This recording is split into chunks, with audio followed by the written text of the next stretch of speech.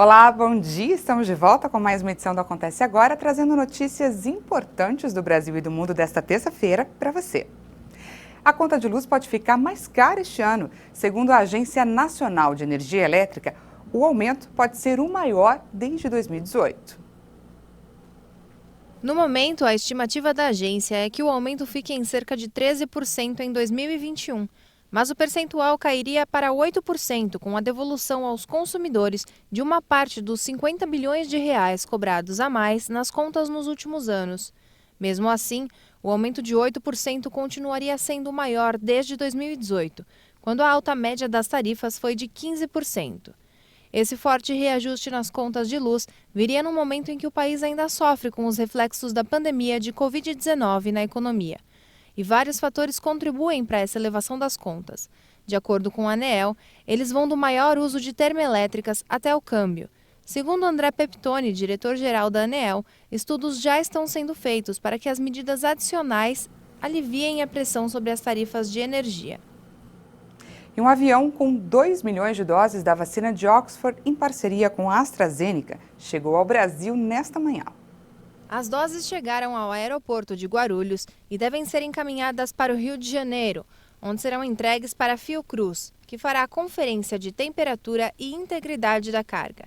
Lá, as doses também receberão etiquetas com informações em português e serão encaminhadas para uma análise de protocolos e para liberação pelo Instituto Nacional de Controle de Qualidade em Saúde. O processo deve durar um dia e a previsão é que as doses estejam prontas para distribuição pelo Plano Nacional de Imunizações na madrugada de quarta-feira.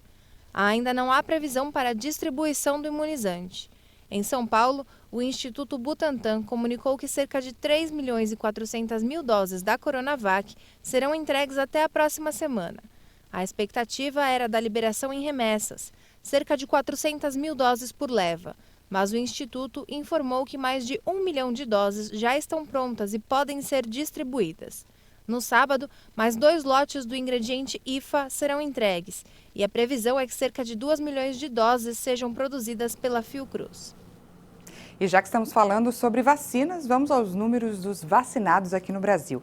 Até agora, 2,83% da população já foi imunizada com a primeira dose contra a Covid, segundo o Ministério da Saúde e as secretarias estaduais.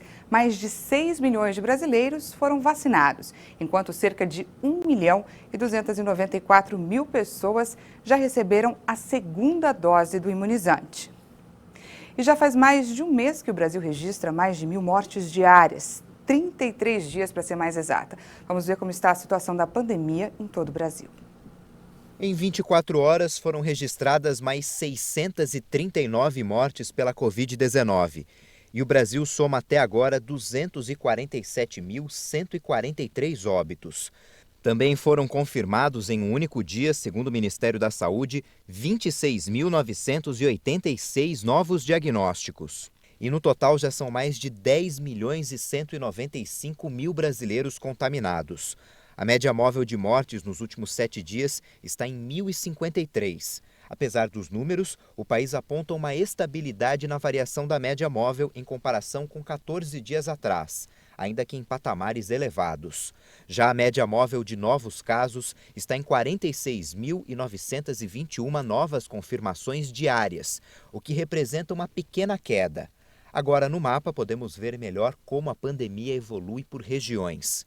12 estados brasileiros estão com aumento nos registros de mortes: Acre, Bahia, Ceará, Goiás, Pará, Paraíba, Pernambuco, Rio Grande do Norte, Rio Grande do Sul, Rondônia, Roraima e Santa Catarina.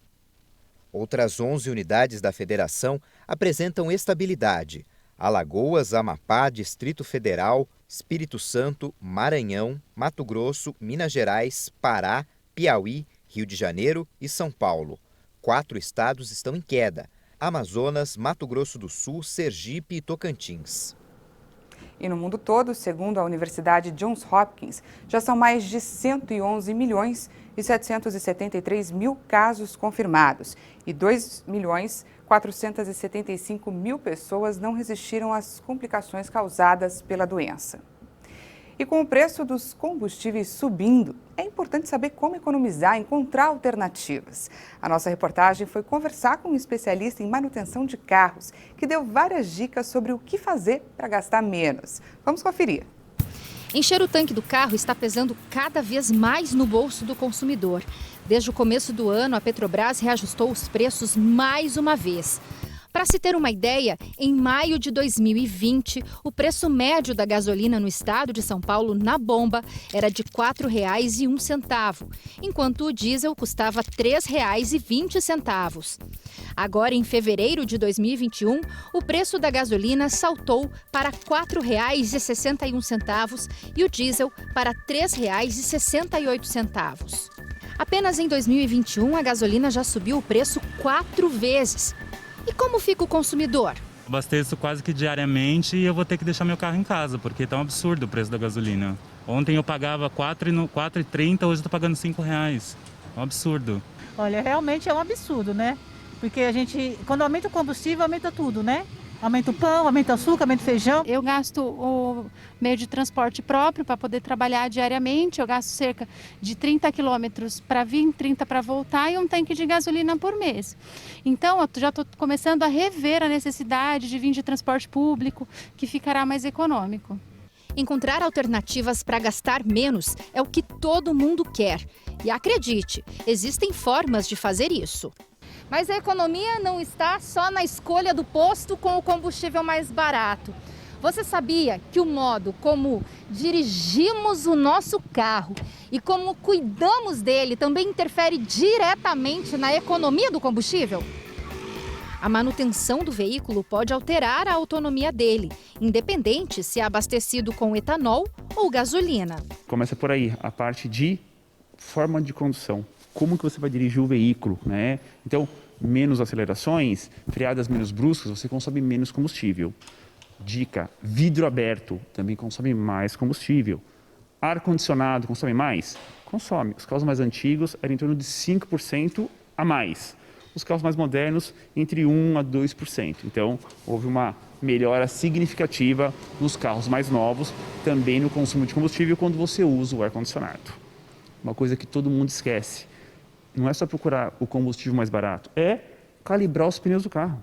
Então, semanalmente, no máximo quinzenalmente. Tem muita gente que anda com peso morto no carro.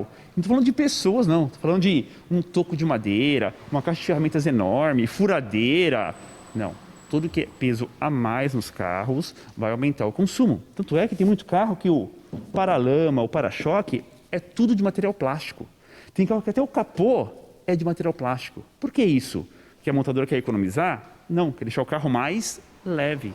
Então, peso morto no carro aumenta o consumo também. Uma dica muito importante. Muitos motoristas têm o hábito de andar com o carro no ponto morto para economizar combustível. Será que isso funciona mesmo? É mito ou é verdade? É um grande mito. É o famoso na banguela, né? Eu pego uma descida e ando com o carro em ponto morto, né? Para baixar a aceleração do motor. É mito. Então, qualquer descida, qualquer declive, sempre desça com a marcha engatada, engrenada. Seja no carro com transmissão mecânica e também nos automáticos. Você pode fazer a redução na marcha do automático. Assim, o sistema entra numa coisa chamada freio motor.